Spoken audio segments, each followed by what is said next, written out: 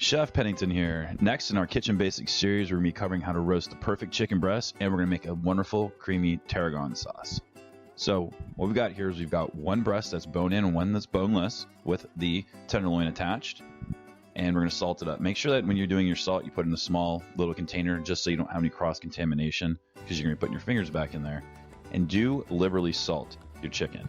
It's one of the proteins out there that can really take a lot of salt. If you don't like salt, then that's no problem, but chicken can be kind of bland, so a little extra salt is nice.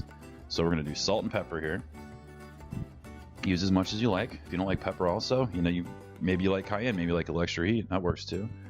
So we're going to take some good olive oil, as Ina Garten would say, and we are going to make sure we cover the entire breast. That's going to help with the browning in the oven, and it's also going to help keep it moist.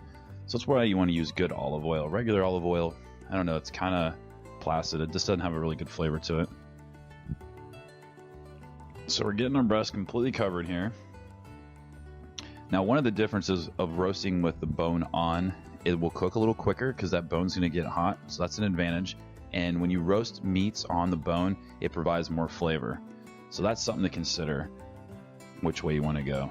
The only thing is afterwards, cutting the breast off of the bone, it could be a little awkward. I mean, it's not like it's hard though.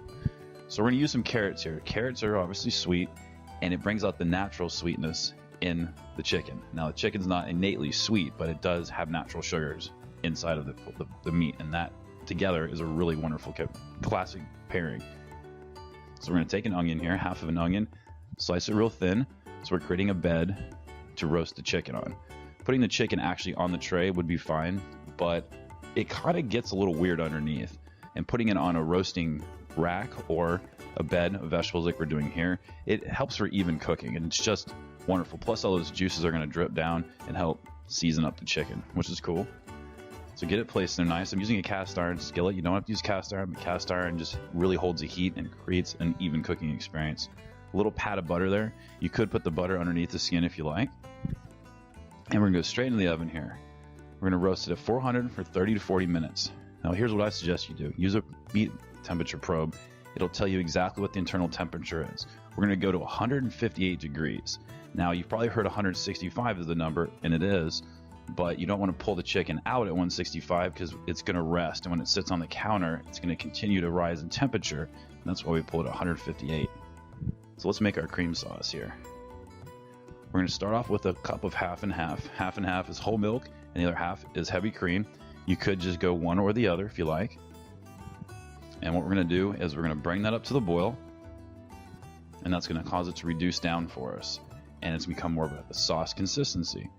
So our flavor, we're going to put a little bit of French mustard in there, and what that's going to help do is emulsify the sauce. It's going to thicken it, and it's also going to add a nice body of flavor for us. It's not really mustard forward. The fat inside of the cream helps round out that flavor. And here's our star of the party here, our fresh tarragon. Tarragon has a little bit of that anise licorice kind of flavor to it, but it's very fragrant, and it's nothing like licorice. It's really delicious. And chicken and tarragon are great friends. So a little pepper in there, a little pinch of salt. You can see right there, it's a fairly loose sauce, and that's what we want. We don't want it really tight. So slicing and plating. I suggest using a serrated blade. It works really good against the skin instead of just ripping the skin off. So we're going to do thick cuts on the bias. So we're cutting at a little bit of an angle. It helps for the presentation once you put it on the plate. And you don't want to cut it too thin. The reason you don't cut it too thin is it loses its heat really quick. And that's no good. Nobody wants to eat cold chicken, so that's something to think about. Slicing thicker cuts, stay warmer longer. Really simple plating. Just put on top of the carrots. Spoon on some of your, as little or as much. The more cream sauce you put on, the more it takes away from the presentation, so that's something to think about. A little bit of parsley. You guys have got the perfect roast chicken breast.